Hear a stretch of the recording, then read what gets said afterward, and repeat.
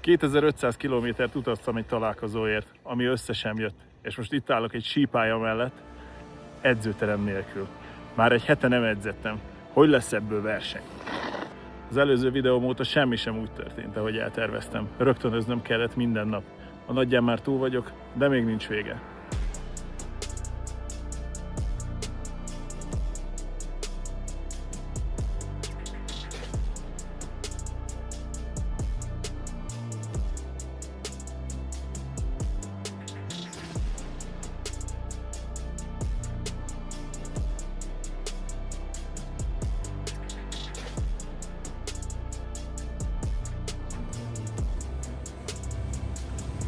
Ez egy krokodil.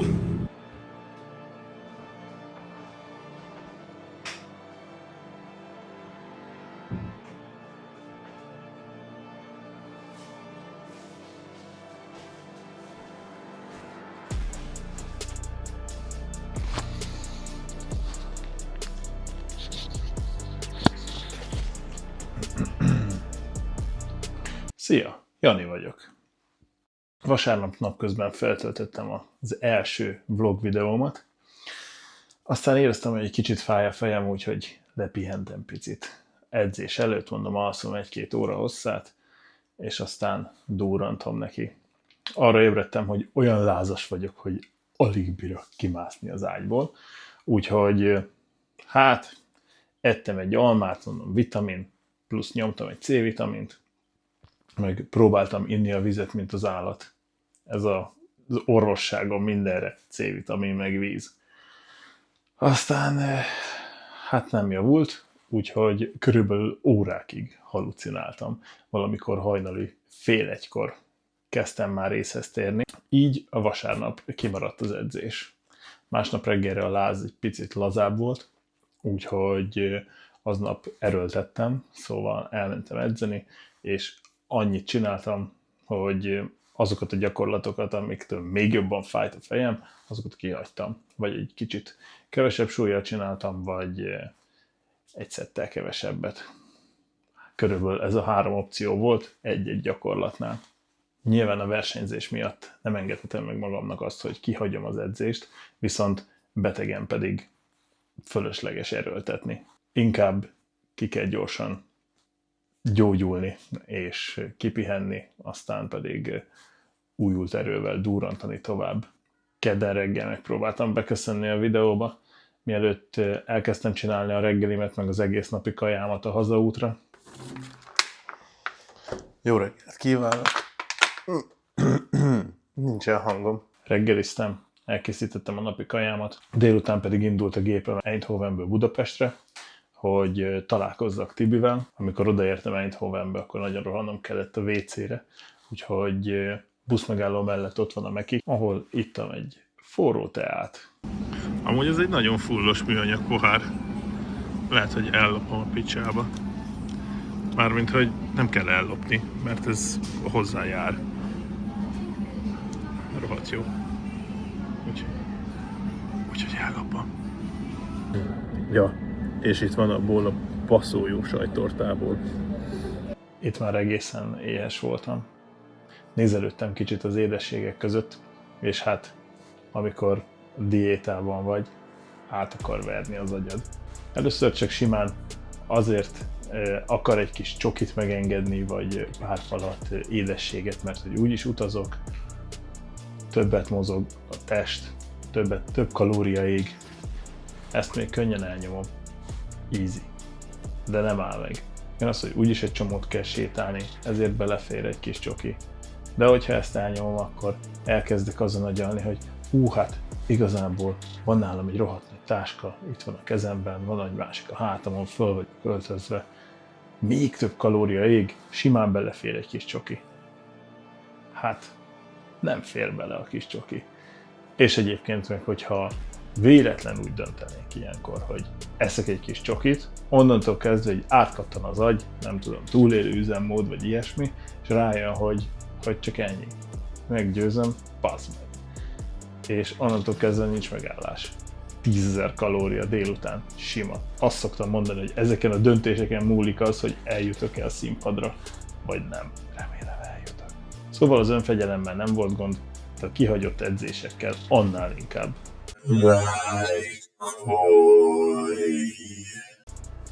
Edzeni kell, anélkül nincsen verseny. Azt hittem, hogy ha hazaérek, akkor majd helyreáll minden, tudok edzeni, de szerda reggel is úgy fájt a fejem, mint az állat, úgyhogy hát bementem az irodába, és azért megpróbáltunk edzeni egyet Tamással. Körülbelül egy órát bírtam, úgyhogy lájtosan, de végül is kipipálhatjuk ezt a napot. Plusz, hogy a délután találkozok Tibivel, akkor majd még rádurrantok egy kicsit. Viszont ekkor már 3 edzésem kimaradt, úgyhogy elég rosszul éreztem magam ettől. De hát a betegség ilyen. Egyszer csak Ági kérdezte, hogy Tibi nekem is írta, hogy lehet, hogy offoljuk az estét. Nem írt, úgyhogy gondoltam, megint ők variálnak valamit. Easy. És ebben a pillanatban elindultak a kis pöttyök Tibinek a neve mellett, úgyhogy már tudtam, hogy jön nekem is az üzenet. Haszontalannak tűnt az, hogy hazarepültem egy Amsterdamból csak ezért, de nyilván nem voltam mérges, előfordul az ilyen, meg próbálom a jó oldalát nézni a dolgoknak, itt is azért nem egy jó oldala volt ennek. Először is körbejártam gyors a család nagyját, mert vagy 3 hete nem voltam otthon, úgyhogy mindenkivel is találkoztam egy kicsit, és a következő napon is már húztam tovább, szóval pipa. Plusz, hogyha nem megyek haza, akkor nem is kapom meg a fizetésemet, mert egy új bankszámlára érkezett, amit most nyitottam, és volt valami probléma a fiókommal, amit nem is tudtam telefonon megoldani, hanem személyesen be kellett, hogy rohanjak. De megoldottam, az a lényeg. Meg a hazaút Amsterdamból, a budapesti szálláson, meg a péntek reggeli repülőm olcsóbb volt, mint hogyha egyenesen Amsterdamból repültem volna Bázelbe, szóval még anyagilag sem jöttem ki rosszabbul. Péntek reggel repültem Bázelbe, fél utat végig dolgoztam a reptértől a szállásig, egyik haveromnál aludtam, mert következő nap együtt jöttünk tovább Franciaországba síelni. Nem tudtam, hogy az hogy lesz, mert még az edzés is kimaradt, mert még mindig annyira fájt a fejem, hogy egyszerűen nem volt értelme elmenni a terembe. De itt már 4 nap edzés kimaradt, és nagyon rossz volt.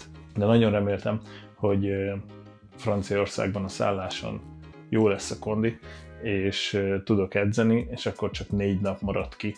Főleg, hogyha azt számolom, hogy ugye a betegség miatt maradtak ki ezek a napok, akkor az nem is ilyen elvesztegetett edzés volt, mert nem rajtam múlt. Szombaton végül egész nap utaztunk, úgyhogy bezárt az összes kondi, mire odaértünk, így kimaradt már az 5. napom is.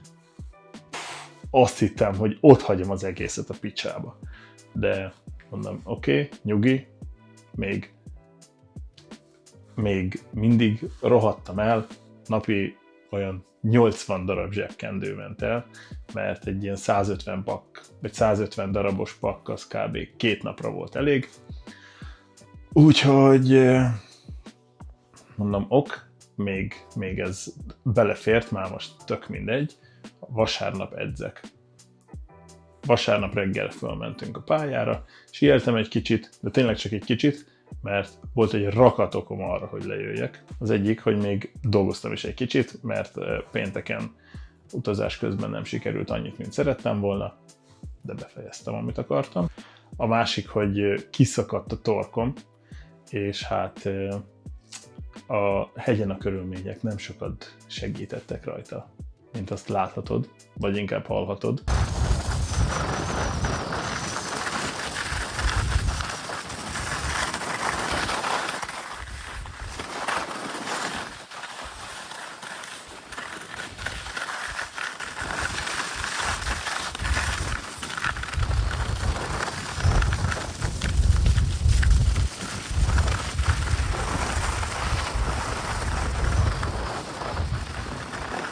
A harmadik, és legfontosabb, hogy végre elmenjek kondiba, mert már 5 napom kimaradt. Hát itt kezdődött az igazi probléma. Tavaly is itt voltunk síelni, és akkor is hisztisztem, hogy nem találok konditermet, meg nem az én kocsimmal vagyunk, másét annyira nem nagyon kérném el itt a hegyekben, hogy rohangáljak vele, szóval már majdnem ott hagytam akkor is mindent a picsába. De végül találtam egy tök menő termet, nem én találtam, Berni találta, köszi. Na mindegy, szóval a lényeg az, hogy lett egy tök menő konditerem, mindjárt mutogatok róla pár képet, azzal viccelődtem, hogy ott minden rúd francia rúd, érted? Franciaországban vagyunk. De közben meg van ez a foggantyú is, amit most mutatok, az is meg van hajligatva. Mindent hajlítanak ezek a franciák. Szétadtam, ahogy lánccal van összekötve, szalag, zsinór, akármi helyett. Meg külön vártam, hogy majd megmutatom azt a láptolót, ami ott van, mert az sem lapsúlyos, vagy tárcsákat kell rárakni, hanem 2 gombbal kell a hidraulikának az erősségét, vagy ellenállását szabályozni. Szétadom, de már ebből sejthetitek, hogy itt is voltak problémák.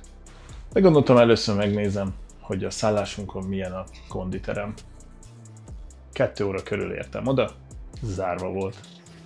Na mondom, fullos. 4:30 nyit a recepció, akkor visszajövök 4:30, nem gáz. Hogyha véletlen nem okés a terem, akkor 5-kor már amott is vagyok a másikban, ahol múltkor edzettem, és kész. Addig aludtam egyet, meg ettem egy cukormentes rikolát. Hát, ha jobb lesz a torkom. Amúgy kicsit segített. 4:30, lementem, és kiderült, hogy a konditerem az hát egy evezőgép, egy elliptikus tréner, meg egy futópad. Hát ez nem elég. Ezen a szetten egy kicsit nehéz egy jót lábazni. Úgyhogy elsétáltam a másik teremhez, aminek a bejárata pedig így nézett ki. Hát kétes érzelmeim voltak. Nyilván csalódott voltam, mert ma sem fogok edzeni, és akkor ezzel együtt már 6 napon maradt ki. Viszont sokkal többet sétáltam, mint hogyha nem sétáltam volna el idáig. Nyilván. Illetve a verseny miatt nagyon kéne az edzés, de a betegség még mindig nem partner ebben, úgyhogy ez sincs akkor erőltetve. Nyilván ezzel valamennyire nyugtattam magam. Aztán gondoltam, hogy biztos csak vasárnap van, az van kiírva, hogy minden nap nyitva van, de tegyük fel, hogy vasárnap van, és akkor majd hétfőn kinyit. Hétfő reggel felmentem síelni, 2:30 körül lejöttem, mondom, na megyek edzeni. Iratkozz fel! Kajáltam egyet, pihentem egy kicsit, akkor olyan 4 óra fele elindultam, hogy akkor lábazok egyet, mert az volt a legrégebben. Itt már a betegségnek nem sok nyoma volt, körülbelül csak az orrom folyt, mint az állat, fújkáltam egész nap, mondom, 150-esével vettem a zsepit, de a közérzettel már minden rendben volt, úgyhogy már csak rajtam voltak a dolgok. Elsétáltam a teremhez, és hát megint zárva volt. Ez volt az első nap, amikor már semmi más nem indokolta volna azt, hogy kihagyjam az edzést. Ezen a ponton már tényleg úgy éreztem el, hogy baszom el az egészet, és ebből nem lesz versenyzés. De itt csak megoldások vannak. Szóval mire hazaértem, ki is volt találva minden. Kedd reggel van, az előző héten csak 2-szer voltam edzeni, és ez a hét is elég szarul indul. Eddig a betegség, most pedig a terem hiánya szab határt.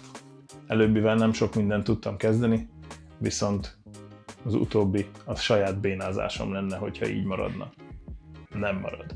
Úgyhogy 8-kor reggeli, 8:35-kor még gépeztem egy kicsit, és 55-kor már ott álltunk a sífelvonónál, úgyhogy amint tudtuk, elkezdtük hát nekem a kardiót.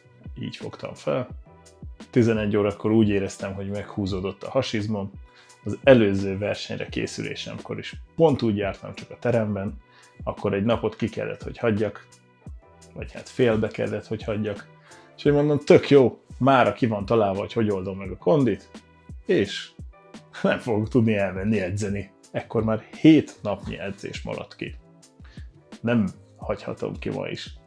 Úgyhogy lementem a szállásra, kb. Délben oda is értem, ebédeltem, néztem buszt, összeszedtem a cuccomat, 2 edzésre, meg 1 alvásra, és átjöttem ide, Grenoble-be, amit mi Grenoble-nak hívunk, és ha kimondom még egyszer, így fogom kimondani. Kényelmesen elértem a délután 2-es buszt, úgyhogy a többieket ott hagytam síelni, mert a verseny sokkal fontosabb, mint a síelés. A szállásra bejutottam nagy nehezen, aztán pedig összeszedtem azokat a cuccaimat, amik a kondiba kellenek, vagy félek itt hagyni, és indultam is edzeni. Lábaztam egy fullosat, aztán másnap reggel pedig korán indultam és nyomtam a pull napot. Na srácok, végeztem a kondival, úgyhogy most hasíthatunk vissza a hegyekbe. Annyi, hogy nem arra kell menni. Képzeljétek, mi történt. Amúgy is szétadtam ezt a kis kondit, mert időben jöttem reggel, és hamarabb beértem, mint a tulaj.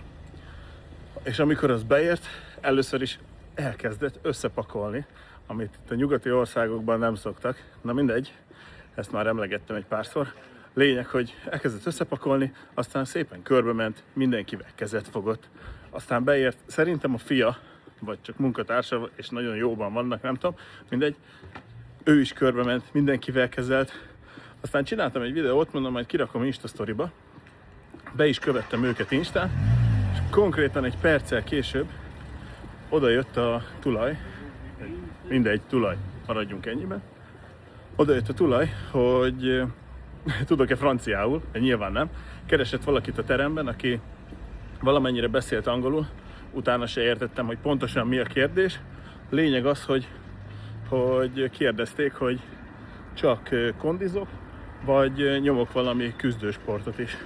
És akkor mondtam, hogy csak a kondi, meg most versenyre készülök, és így addigra a fiatalabb srác már odajött, mert ugye bekövettem őket Instán, és már mutogatta az Instámat a többieknek, hogy nézzétek, itt van, és mutatta a versenyen készült képeket, hogy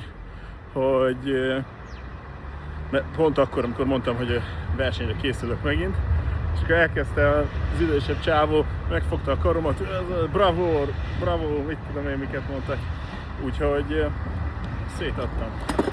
Így még jobban tetszett ez a terem. Jó fejek. Meg amúgy jó is volt a terem. Még jövök kétszer, majd mutatom. 11-kor pedig már indult is visszafele a buszom. Gondoltam, visszaérek, délután már nem sielek, viszont pont szerdán volt az esti sízés. Na mondom, easy, akkor nyomom. Hát, nem volt már, úgyhogy aznap csak az edzés volt, de legalább az edzés pipa. Viszont a következő napot így nyitástól zárásig nyomtam, és akkor így a kardió is pipa volt. Annyi, hogy csütörtökön megint kimaradt az edzés, mert ugye akkor ott voltam a sípályán. Most péntek van, szombatig, holnapig tart a síelés, de én ismét átbuszoztam Grenoble-ba, és lábaztam egyet. Holnap reggel pedig egy pullal fogom folytatni. Utána pedig vasárnap lesz mellezés. Így az edzés nagyjából meg lett oldva, viszont a betegeskedés végére fölment a testsúlyom 94,2 kilóra. Ugye az előző vlogból láthattuk, hogy 92,9 voltam, ami azt jelenti, hogy holnap már 91 körül kéne, hogy legyek. Hát ez nem pontosan így alakult, mindjárt mutatom a méréseimet a naptáron. Ma reggel 92,5-öt mértem, ami nagyjából azt jelenti, hogy egy ilyen 5 nap mínuszban vagyok, és holnaptól csütörtökig nem fogom tudni lemérni magam, majd elmesélem ezt is, hogy mi az oka, viszont szerintem holnapról olyan 92 leszek. De ez jövő hét csütörtökön fog kiderülni, hogy alakul a testsúly. Akkor fogom tudni a saját mérlegemmel lemérni magam. Addig meg nézzük a tükröt. Holnap reggel formacheck. Na csá!